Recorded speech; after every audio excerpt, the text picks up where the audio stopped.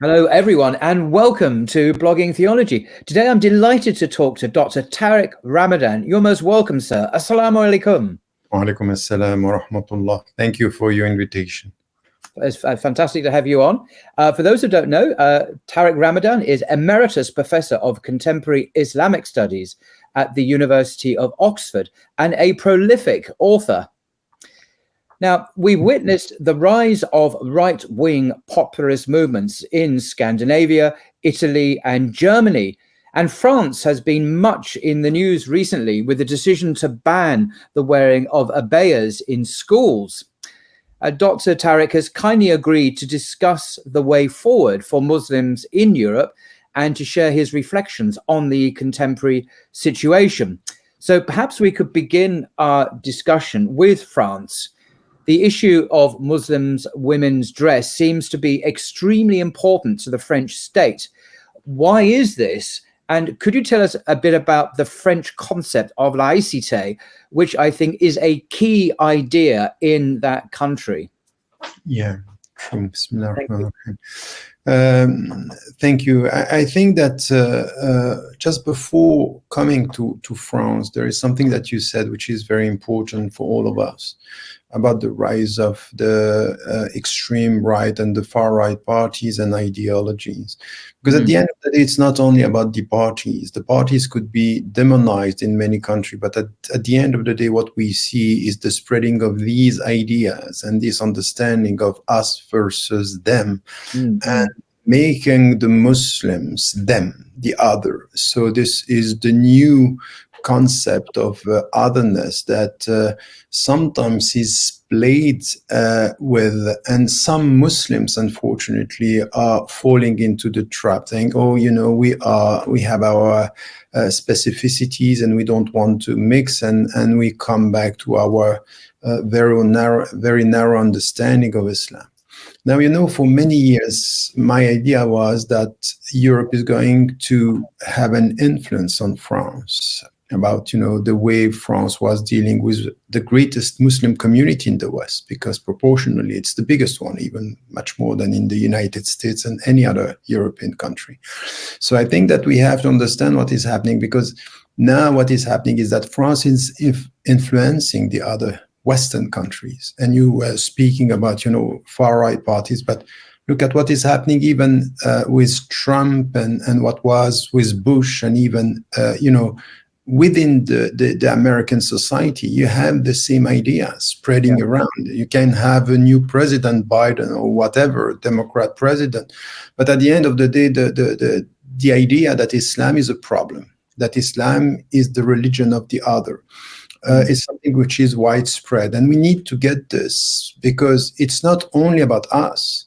It's about the mindset that you have in the West when it comes to politics, emotional politics, building everything on fear and losing ideas and bringing emotions. And we are the object of this emotional rejection that we can see in the West without even knowing about Islam, because they don't even know about their own religion, and they don't know about what Islam is all about. And we are not here really within the society to bring this idea. So now if you come to France and you get this understanding, you understand that, yes, they are always speaking about laicity and speaking about the fact that Islam doesn't fit with the laicity system in France. So, Dr. Tariq, could you just kindly just define this word laicite, because it has an interesting etymology, doesn't it?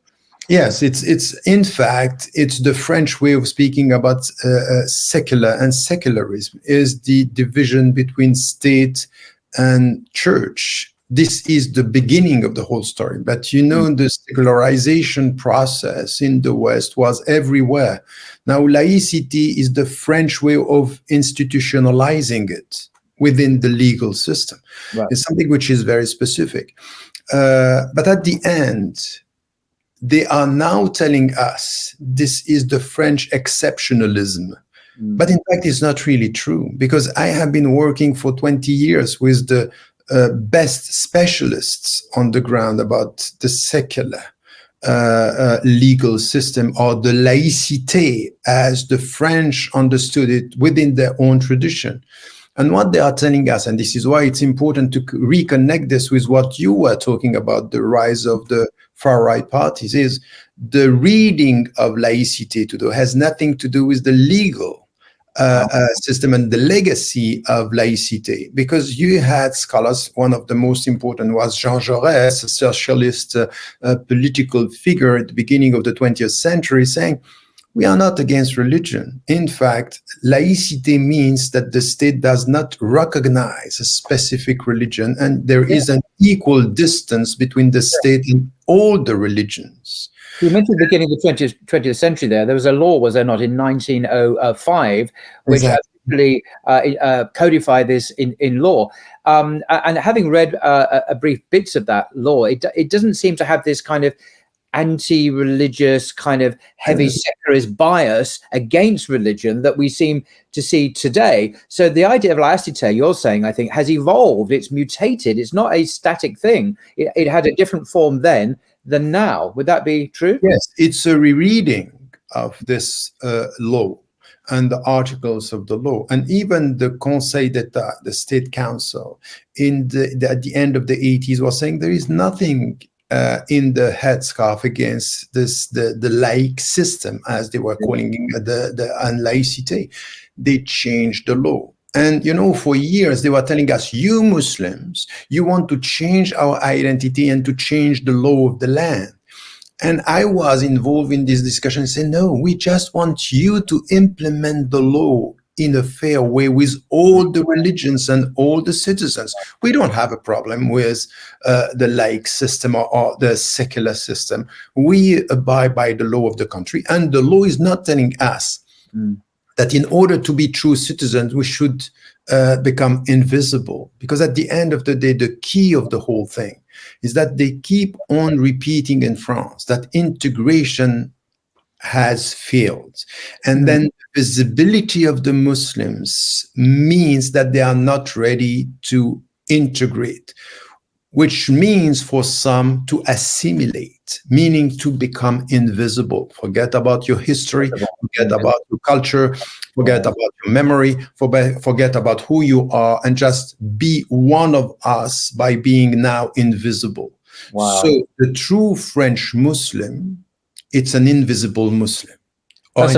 It means the obliteration of Muslim identity in the name of the Republic. And what has it got to do with the original definition of laicity, the 1905 law, as you said? You get the point. This means that it's exactly not, it's a rereading of the law by saying, in fact, what I have been trying to repeat for now more than 30 years, the integration process worked. Muslims now are French Muslim citizens. They abide by the law. And the fact that they are now getting out of the social ghettos within which you put them when the parents and the primary migrants arrive means that now they are socially and culturally integrated. The problem that you have is that because they were far from the public arena, the public scene, far from your media, far from being visible, that was fine. You don't want to see them. But now that they are getting out with their language and they speak French as you speak French, they are now respecting the law of the land. And more than that, they are confident with their own memory and their own religion. This is where you are now starting to say, oh, we failed. In fact, no, that's the other way around. From a religious perspective, today the Muslims have no problem with the article in the law of 1905. We have a problem with your reading of the law today being now read through an ideological prism, and trying to change the law by saying now the laicity has a problem with Islam per se. Even one who is going to run for presidency is saying we will need a specific law for the Muslims. We are getting that. It's extraordinary. I mean, there are a couple of things here that just strike me as one is old-fashioned racism. How much is racism actually a factor here? We talk about religion and laicity, but how much are we actually dealing with racism? I mean, France has a history of this during the Second World War, during the Vichy regime. Of course, many Jews were literally rounded up in Paris, elsewhere, and shipped off by train rather to concentration camps and gassed. And this is part of the French history. Very uncomfortable to mention. There's a lot of French people don't want to mention the treatment of Jews in the past, but it's the very treatment of minority religious groups in the country which is at stake here. And has France really purged itself of racism? Actually, beneath this, I mean, officially, of course, it has. Officially, it's condemned, absolutely. But at a popular level, is that really an issue still bubbling away beneath the surface, do you think?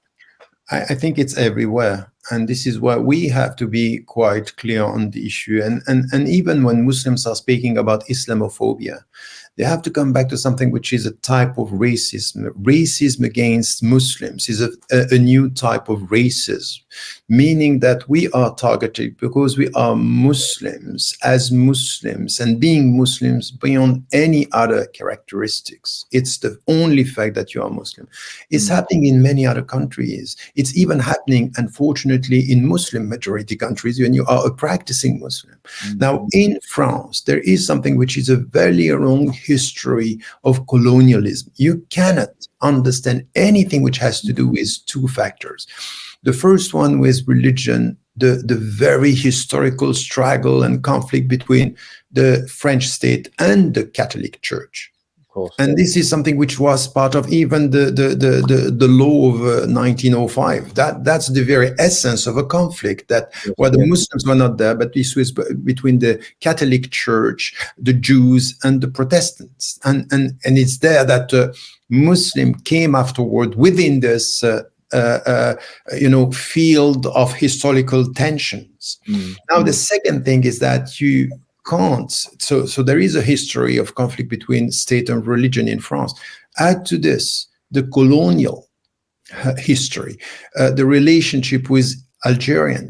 Algerian, when even France was colonizing Algeria, they were subjects of the Republic's second-class citizen. So all of a sudden, through decades, these old second-class citizens are becoming French, and they speak French, but they don't have the right color. So they can be, Arabs or black people, because at the same time, you can't forget the very presence of Africans and sub-Saharan Africans in France who are facing racism. So there is this double factor now. Not only you are Arabs, not only you are black people, but plus you are Muslims and you are not part. So it's fine when it's the football team. It's fine when it's about music. It's fine when it's about culture, but it's not fine when it's about social justice and politics. It's not fine when it comes to deal with ideas and to challenge the dominant ideologies in France today.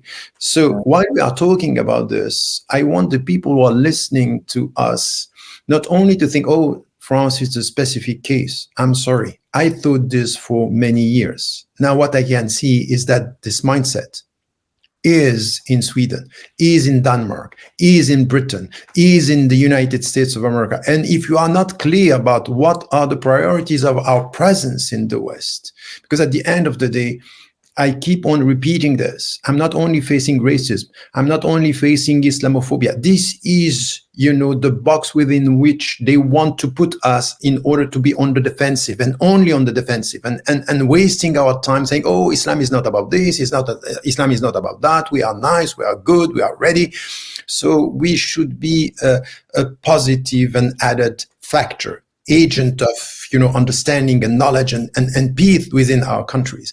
And if we don't deal with far right parties, if we don't deal with this ideology of fear, and we don't understand that they are putting us in a situation where we are nurturing fear through our reaction to the fear of our fellow citizens, we are not going to solve the problem. No, and in Germany, the right-wing party Alternative for Germany is experiencing a surge in popular support. And there was an opinion poll I read recently, I think it was in July, which showed that it's now second place, the second most popular party in Germany. Now that is shocking because just a year ago it was a small minority party, and this party has its roots in True. Germany's past, shall we say? And there's a very good chance, I think it's likely that in France, Marine Le Pen will quite probably win the presidential election next time around. But you see, Paul, this is the point. She was running second for the last two elections, and we were very happy, or at least, you know, she is not the president. But as I was saying, if you look at the discourse of the current president and the home minister or the government, you can say, okay, look, it might be that she lost the election, but she won the battle of ideas and spreading her ideology everywhere, to the point that everyone now, you know, this, we went from headscarf to abaya to burkini to every time there is a new controversy, and all this under, you know, the umbrella reference to terrorism. So Muslims are, you know, potential terrorists. Practicing Muslims are suspected of being or going that way. Now we have political Islam, and we took even the concept of separatism from China and the Uyghurs, saying, you know, China is saying about the Uyghur, they are separatists. They want to split the country. They want to distance themselves from the common destiny of Chinese. And this is exactly what we hear in France today. It's the same rhetoric. Say, okay, look, that's going very far. But I think that we need to get this and to be intellectually equipped, spiritually trusting the very meaning of our presence in the West, because there is a meaning for our presence in the West. It just strikes me that there is. I was speaking to a friend of mine recently, and he was very pessimistic about the future of Muslims in Europe. And he specifically referenced the 1930s and the experience of Jews, and that was a very grim prognosis indeed.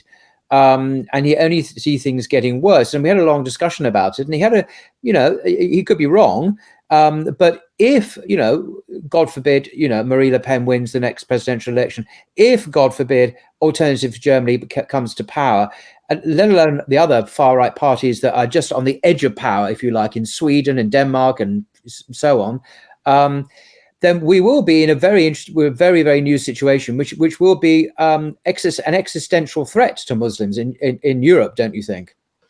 I don't think so. I'm not pessimistic, even though I'm not, you know, I'm cautiously optimistic in the way where, you know, what we are experiencing now. And I really think that the situation is quite bad throughout Europe. And it's not so good, as I said, in Australia, in New Zealand, whatever we are saying about this, or in the United States of America. So in the West as a whole, the situation is quite worrying, and we have to be now ready, not for, you know, a kind of, the final solution. They are going to get that, and we are already targeted.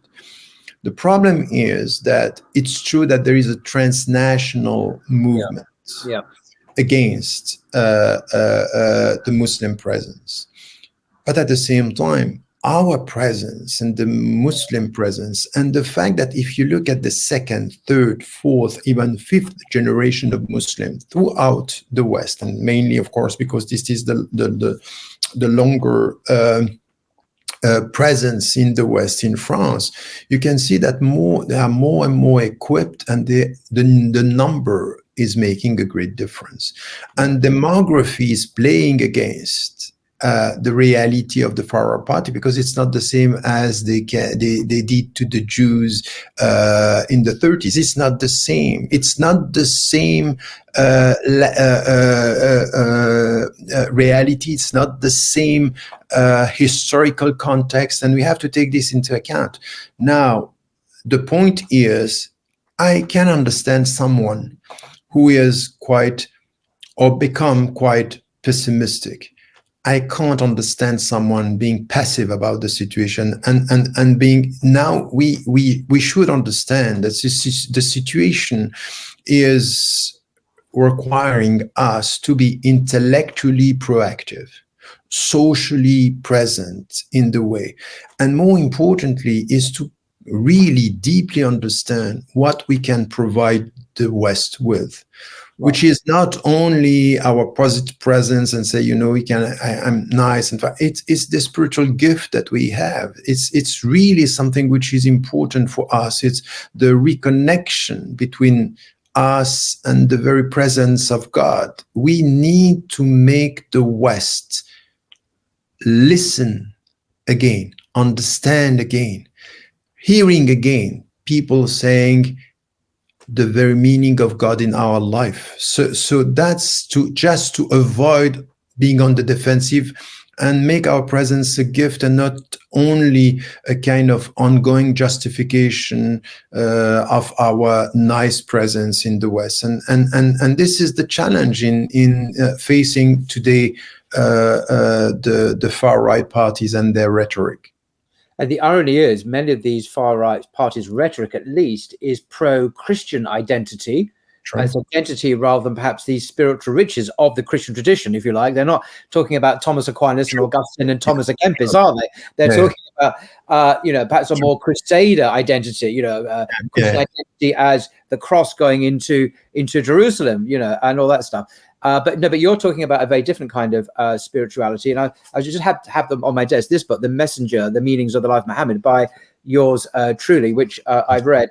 And a beautiful biography, obviously, of the Prophet Muhammad, upon whom be peace, speaking about precisely these kinds of spiritual reflections on his life, the significance of his life for us today. I do recommend that book, by the way. People want to read a good introduction to the spiritual realities of his life.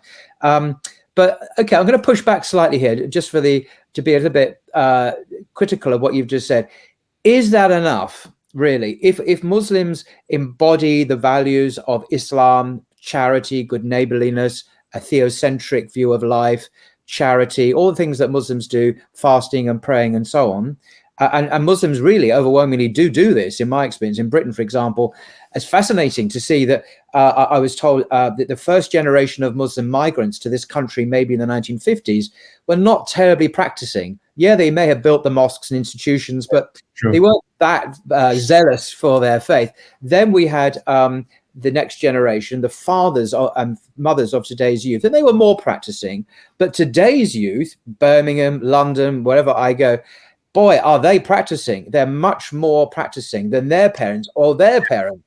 And this is remarkable because it's the other way around with everyone else. Christian churches are emptying, they're secularizing, but Muslims are not. And this is a remarkable thing. And when I was in Germany recently, it's the same in Berlin, at least, I'm seeing the same thing there. But my point to you is this enough? If the state, like the French state, Macron, bless him, if he is picking on Muslims all the time, if there are quite nasty, deliberate attacks I was seeing recently with Muslim dress, the abaya in schools, is it enough simply to be a good witness to being good Muslims? It is not more required to somehow restructure this whole laicity concept, which seems to be the problem here, because you mentioned the 1905 law, but that's not really what that law is about. How do they engage more actively, proactively against this quite aggressive secularism, which is pushing Muslims down? Yes, I think you're right. My point was, this was now 20 years ago. I wrote a book called Western Muslims and the Future of Islam. And this book was really about a vision. And the vision means that we should bring with our presence and to the table a vision of what do we want to achieve in the West. And as you said, I heard a scholar saying the only thing that we have to do as Muslims today, وَقُولُوا لِلنَّاسِ حُسْنًا, you have to say good words to the people, and this will change completely the way people are looking at Muslims. That's not true. It's not enough to be good and to spread goodness and kindness and generosity and the sense of a tawheed, which is the very presence of God in our life. This is the starting point. This is something that we have to be. It built our self-confidence in. We are not in the West by accident. We are not in the West. We are, as you said, and you chose the right word, witness. لِتَكُونُوا شُهَدَاءَ عَلَى النَّاسِ, to bear witness to your message before people. This is what we have to do. To bear witness is not only to be kind, it's to be involved within the society and challenging and resisting the bad. Al-amr bil-ma'ruf wa nahy 'anil munkar is promote the good and resist the bad. So how do we do this? And this is where it's important within our society. And this is where the starting point of everything, to have deep faith and real courage facing the challenges ahead, because we will need courage to face these challenges and to face this ideology of fear and people spreading. As I said, when it comes to the legal framework within which we are, and once again, it's not only in France. You know, I'm a Swiss citizen, and the first party in my country is the far-right party. UDC is the first party. It's the first Swiss party, and for now, more than 10 years. So it's not only France and even Switzerland. Switzerland, it's quite, but it's deep at the same time. And this rhetoric about, you know, the Muslim presence and being influenced by France and other countries is there. So this is where we need to understand what is the meaning of being a citizen and to be involved within the country. And there are three main fields where we have to struggle. There is an intellectual jihad. Mm-hmm. Intellectual jihad means be equipped, understand the challenges of your society, what they are talking about. And to do this, you are living in Britain and you know the history of your country. Too many Muslims living in the country, they don't even know the history, they don't know the challenges, they don't know the legal framework. How are you going to deal with the legal framework if you don't know the history, you don't understand where all this is coming from? And it's the same in France. You need to understand that in France, not all the citizens are against the Muslim presence. Right. Yes, there is a very, very deep and ongoing propaganda with the power, with the media, but still you have more and more fellow citizens asking questions, not trusting the politicians, and they want to understand. This is where we have to be. This is the intellectual jihad we need. So be there. Where are these young Muslims? So we need much more people not ready to be behind a charismatic leader speaking for them. We need to have more and more people working and speaking on the ground. We have to end what I call the wrong way for the silent majority to remain silent. And we have here this intellectual jihad.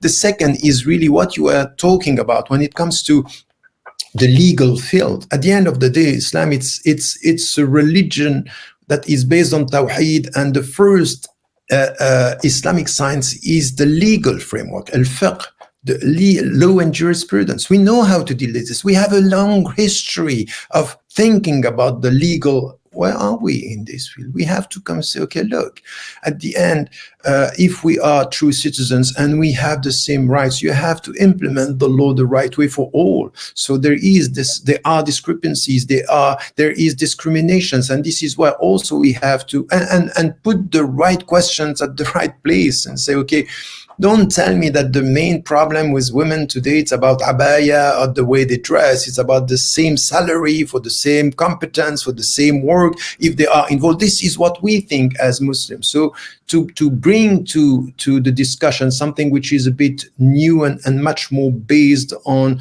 the true ideals that we are sharing with our fellow citizens. And the last, which is also very important as a jihad. So there is an intellectual, there is a legal jihad based on fair treatment and justice within the society, and being able for us as well, as I said, I want to add this, that we are always with the victims. So when it comes to, Black people, racism, and we also have to be involved in this. Look at our history, the history of Muslims, the recent history of Muslims in the United States of America, the split between the Arabs and the Black people. They don't even work together. And they are saying in the name of the same God, but we don't have the same challenges in the society.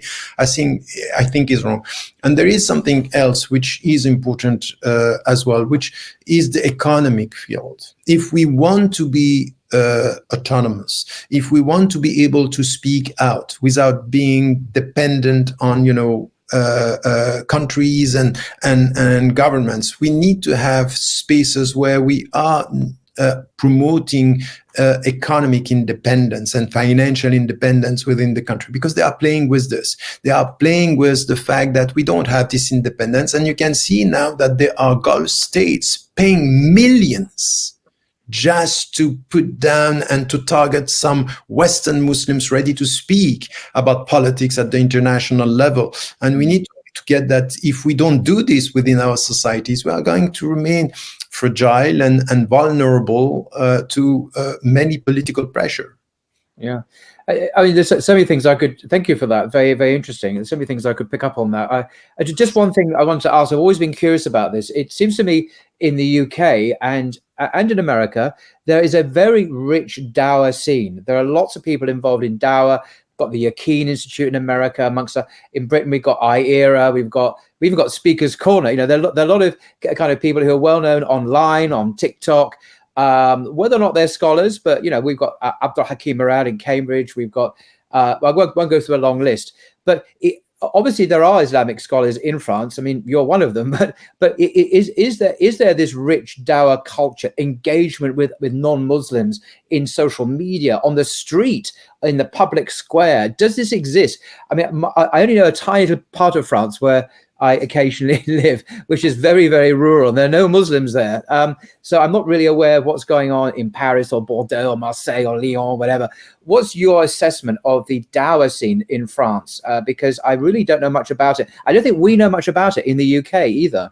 Yeah, I think we have to differentiate. And as to the da'wah and, you know, imma and imams and young imams doing the job at the grassroots level or on social network and media, there are lots right. of people are working, and there is a long history of young imams and doing the job and really being active at the local level, at the national level, between France and French-speaking countries in African continent. All this, it's there. The problem is that there is this da'wah and calling, and they are working quite well, and they are very dynamic. You know, even the most important conference gathering Muslims was in France for until just before the COVID. It was 120,000 Muslims gathering over a weekend and coming. It was even much more than in Canada or in the United States of America. So there was and still is a movement. Now there is a big pressure coming from the government and targeting some of this ai*imma, and everyone who is saying, you know, the headscarf, it's an obligation, or you have to remain faithful to your principles, or go to the mosque. Very quickly they are targeted and stigmatized within the French, you know, media, or within the French political discourse, because this is also something that we have. Having said this, the gap and what we do not have in France or in the French-speaking areas is what you have in the United States of America. It's not only ai*imma, but real scholar intellectuals being able to deal with the, you know, intellectuals within the country. So you spoke about Abdul Hakim Murad, and there are so many around in the States or in Britain, yeah. And this is missing in France. That level, you know, of all countries. I mean, France is the country famous in Europe, you know, of the intellectual. It's a class which recognized and given esteem, and yet it is the voice, the distinctive Islamic voice, with your good self being an exception, seems to be missing. You're saying, yeah, exactly, yes, and the only one that they like are the one who are just repeating. You know, this is what I call in France the interactive monologue.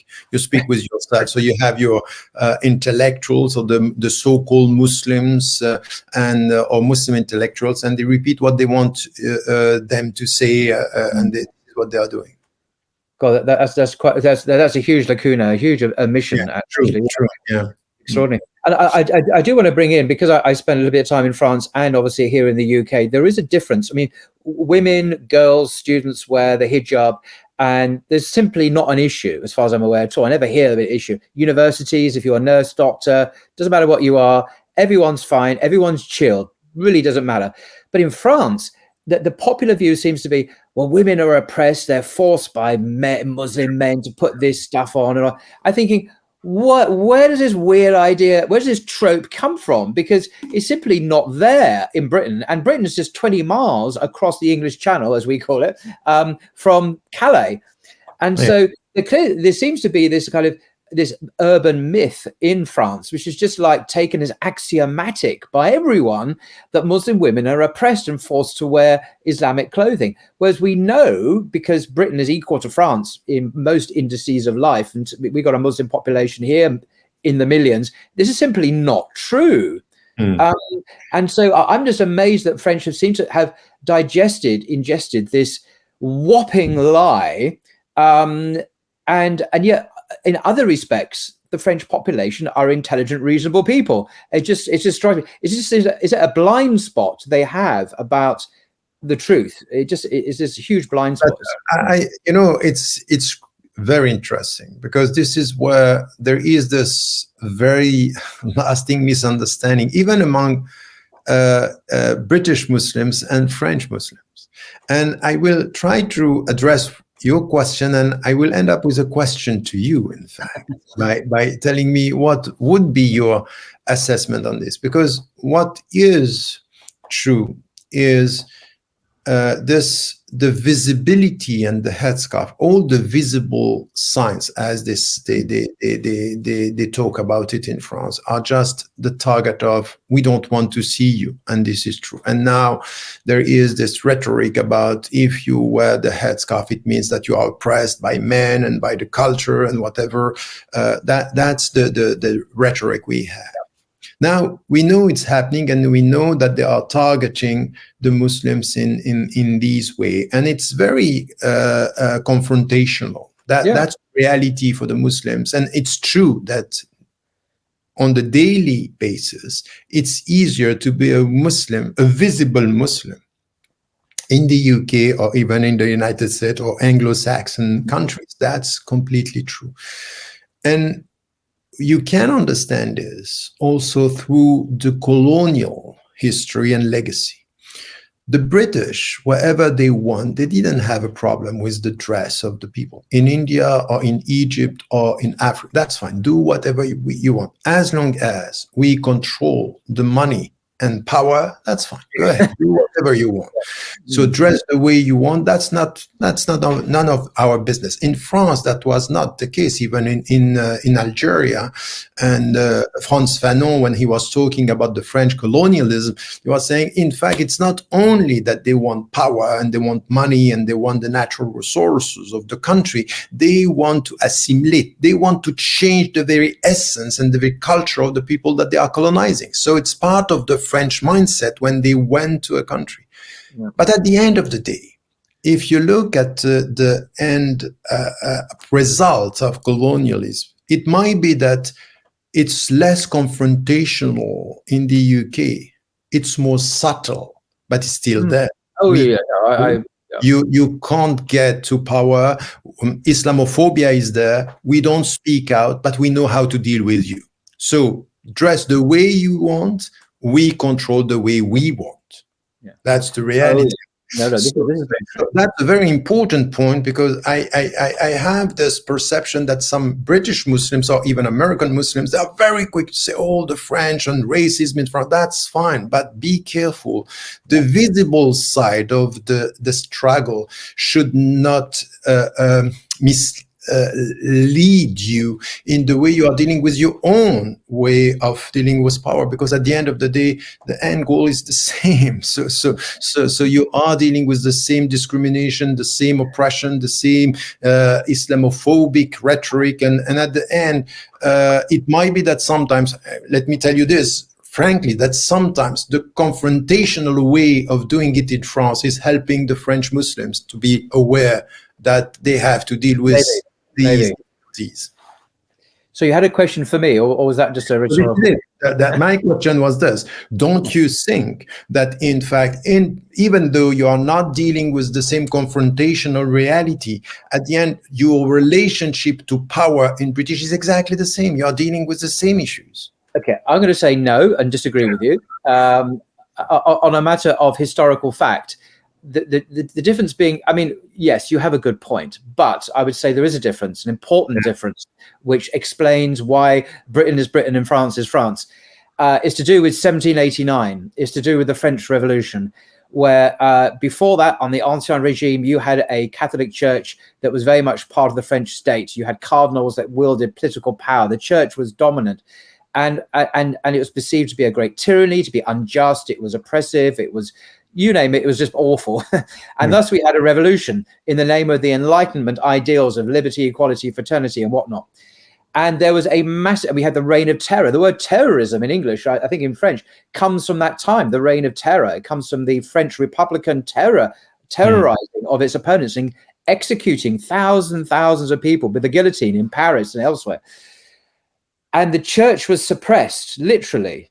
Nuns and monks and priests were executed. I mean, it's a horrible story in France. Now, why am I saying all this? Because France, since 1789, in its DNA, has had this big problem with religion, and it's sought to really put it in its place. Why? Because the church has been such a massive problem politically in the past, and it's gone up and down, and there have been times where the Bourbon people came back, whatever, but it's been a real problem. And so the solution is secularism. Push religion to the private domain. You know this. Now, is this the same story in England? No, it's not. Right.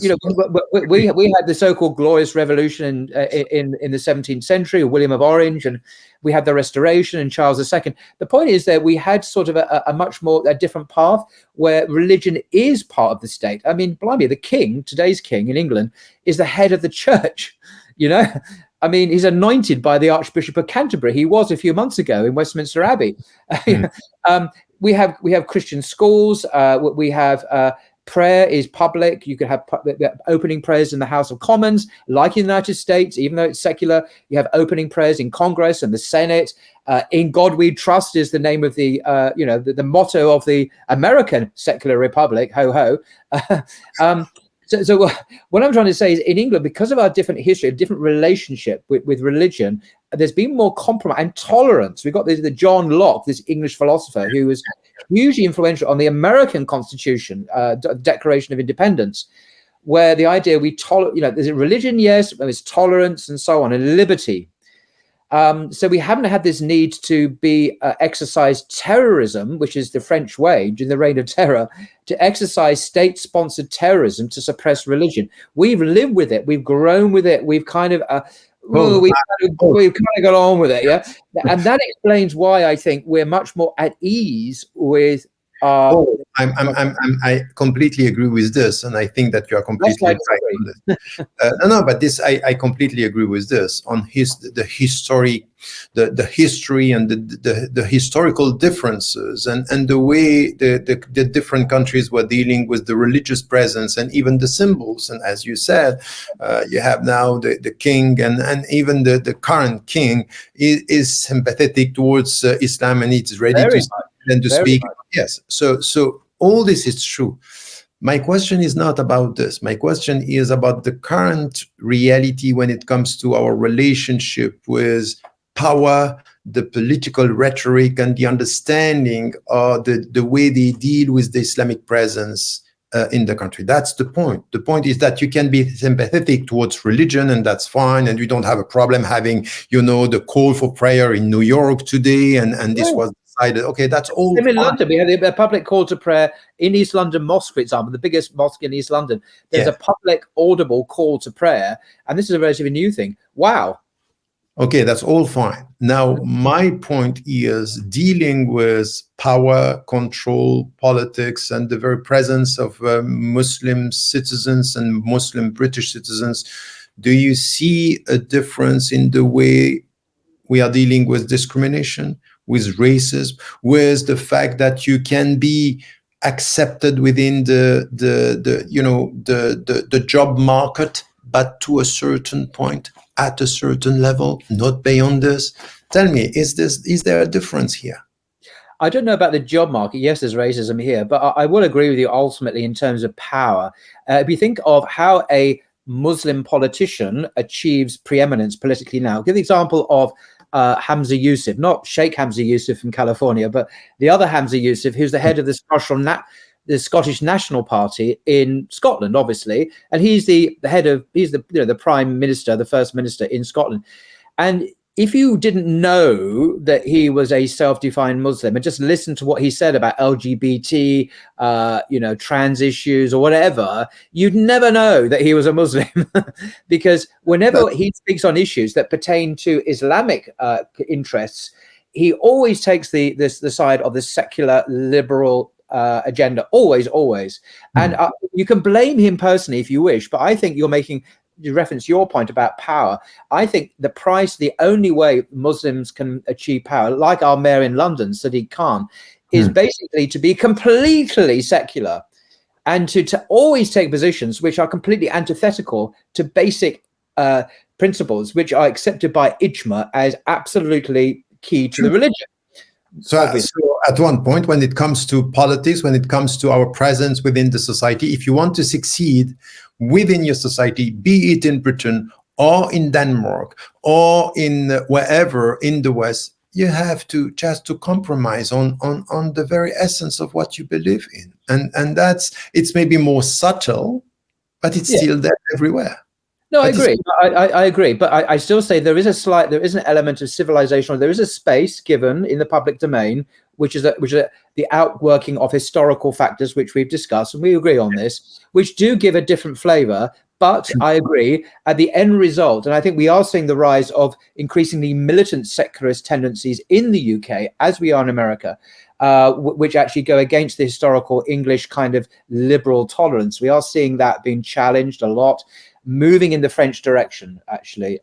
So I think you have a good point. I don't think we fundamentally disagree. I just wanted to flag up a little bit of goodness for the UK.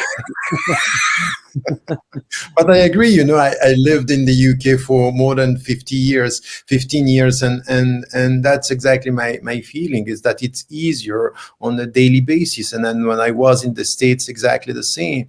But I don't want to be naive. I understand that daily life doesn't mean this presence which being respected to the point that you can remain who you are, believe in what you believe in, and play an important role within the society. It's as if, in fact, you have to forget about all this if you want to be respected or having a political role within any country today in the West. It's interesting. I was at Oxford University earlier this year, and a friend of mine there is doing postgraduate studies at Oxford. He's a Muslim. He's a German/Turkish guy. I won't mention his name. He's a brilliant scholar. He's definitely going to be a professor one day, inshallah. Anyway, he showed me around the university, and he took me to the Muslim prayer room. You think, so what? Well, the Muslim prayer room at the University of Oxford, the one I visited, is part of the physics department at Oxford. And the notice outside the physics department at the University of Oxford has Oxford University Physics Department Muslim prayer room. Okay. So you go into the physics department at Oxford, which of course is owned by the state. This is not like a private institution. And it's blatant everywhere. This is the prayer room. And my other friend of mine who's doing his PhD in physics at Oxford, he's a Muslim.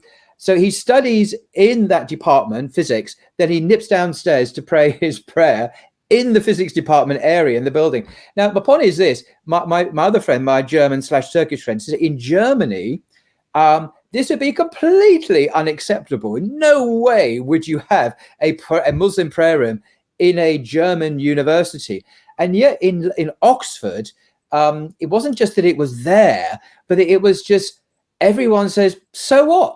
So what? If Muslims want to pray, they can pray. Have a room. What's the problem, folks? There is simply not a problem at the highest levels. Now, this is your university, sir. You're the emeritus professor of contemporary Islamic studies. And even by working there and within the university and living in Britain, that's completely true. The way even, the public space is welcoming the religious presence in the UK. That's something that you cannot find in so many other countries. That's completely true.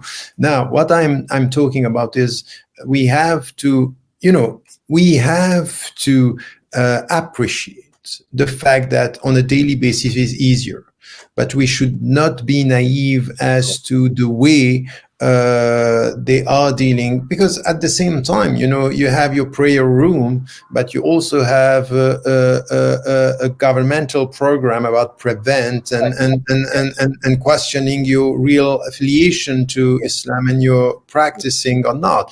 So I think that all this is something which is very subtle, and this is why I think that we need to get to the point to do exactly what you did, to be able to appreciate and to highlight all what is positive in our daily life without being naive about all the struggles and all the challenges that we are facing. And we have a lot. And I would say that dealing very often and talking very often to British Muslims or American Muslims, they are very quick on, but France, it's very difficult, and say, okay, be careful, because at the end of the day, yes, on a daily basis, it's very difficult. There is this stigmatization and targeting the Muslims. Now we have to come together to understand the real political, economic, and cultural challenges we are going to face, all of us in the West. Yeah. And one of them is the far-right parties. The second is this emotional politics and turning the West into, we are the victims of this Muslim presence. We are the victims of these new migrants. We are the victims of these Muslims who don't want to integrate and they want to change the West. And they are starting by changing Europe, and they will change the United States. And this rhetoric, it's important for us just to yes. get it. And I think part of our intellectual jihad, as you call it, is to remind people, and apparently few people know this. I mean, you know this, educated people might know this, is that Islam has been in Europe for centuries. In fact, from the beginning. I mean, look at Islamic Spain in the Iberian Peninsula. We had a flourishing civilization there for many, many centuries, whilst the rest of Europe, not Europe, the rest of Europe was backward, didn't even have public street lightings and public baths, but they did in what is now called Spain and Portugal for many, many centuries. And that triggered or helped to ignite what's called the European Renaissance in the 12th and 13th centuries. And it's not just there. We have white Muslim populations in Bosnia, for example, and other places. We've had white Muslims for many, many centuries. Islam has always been part of Europe. And this is one of the great things that Prince of Wales, Charles, Prince of Wales, gave many lectures on, pointing this out, that Islam has always been part of Europe in a big, big way. What is new are the more recent immigrants from, say, in British case, from Pakistan or wherever. But in terms of the historic, but that hasn't stopped this very sense of othering that you mentioned at the beginning, the sense of the Muslims being other than us Europeans, meaning white Europeans. But this simply is belied by the facts of history, that Europe has always been multiracial. Never mind about the Jews, of course, have always been here as well.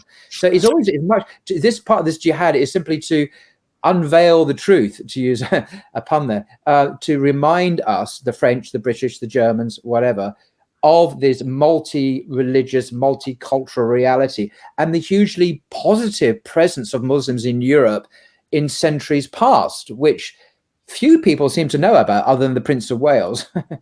Yes, but you are right. And I think one of the roles that you have to play, you came to Islam and you have this memory, you have your own culture. I would say that many Muslims coming from North African countries, the Middle East, and some Syrian countries should get this. We need to once I was with Benedict XVI, we had when he started talking about the Muslim presence in the West, and this was this controversy. I said exactly what you said. I said, what, Europe needs a dialogue with itself, not Exactly. only with Muslims, because at the end of the day, you don't have to. Past and not this collective amnesia is not just an academic technical point. This is to do with who we are and Exactly. the way we otherize people who are part of us. Exactly. So it's a betrayal of our own history. It's not a recognition. This kind of crusader mentality is alien to another part of our history, which is the indigenization, the indigenous reality of the Muslim presence. Yes, exactly. And we need to have this kind of, memory, and we need to have intellectuals and scholars and convert to Islam, or Muslims or people of other faiths coming to a deeper and a better understanding of the European legacy. Because I started to say, you know what, Islam is a Western religion, but it's not new. It's a very old Western religion, and even from the beginning, and it's a European religion, and we are part. So when you talk to me and people, I studied philosophy, you know what, the only great scholar and the philosopher that you have is Ibn Rushd, Averroes. Look, I have less problem with Aristotle that you had for centuries, because in Islamic tradition, we don't have this problem, and we didn't have this problem. So the point is that within the field of intellectual jihad, there is this legacy and memory, but there is also something which has to do with contemporary issues. We have to reconcile, as you said, also we reconcile the West, reconcile Britain and France with their own principles and values. The problem that I have with France is not that I am against the French values, is that France is not respecting its own values. So the point is that we are here to reconcile, to remind you of the values that you are betraying day in, day out. So this is the way we are changing or understanding our presence in the way which is a positive presence of reconciliation. This is one thing, and within the legal field, I really think that we need to get this. I always say Islam is not a religion of peace. Islam is a religion for peace, meaning you have to struggle to get peace. Peace is the goal, is the ideal, and you are struggling for that. But on your way towards peace, there will be obstacles, resistance, and hurdles, and you have to be ready for that. And sometimes my perception is that too many Muslims are obsessed with being accepted and not ready for resisting the bad and bringing something to the country. And I think that this mindset that we have of victimizing ourselves is not going to help us on the long run. We should be ready to, and really, instead of, I'm sorry, I about homosexuality, I say, okay, look, I have nothing against homosexuals. I don't agree with what they do. I respect who they are. And in the name of Islam, I should be a witness by saying, no, Islam is not promoting it. And the intellectual and spiritual attitude is to say, I'm a witness here in Europe, and I should be able to say, what are my values shared by the Christians, shared by the Jews, shared by the Buddhists, what, the Dalai Lama said about it. So let us be clear on that. Actually, I didn't know what the Dalai Lama said, so I didn't realize this was a thing. Well, what did he say, or should I Google it later? It's against nature. Yes, he said that, and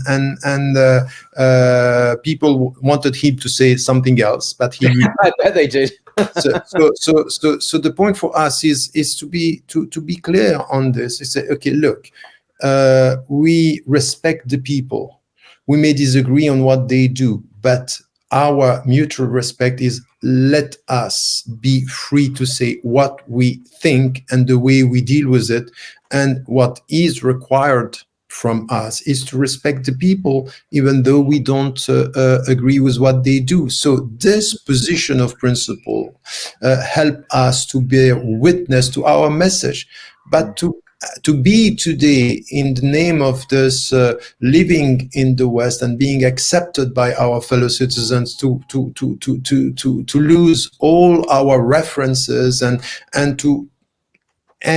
up, not playing the role we have to play within the society, it's not going to help, and it's not the way forward. No.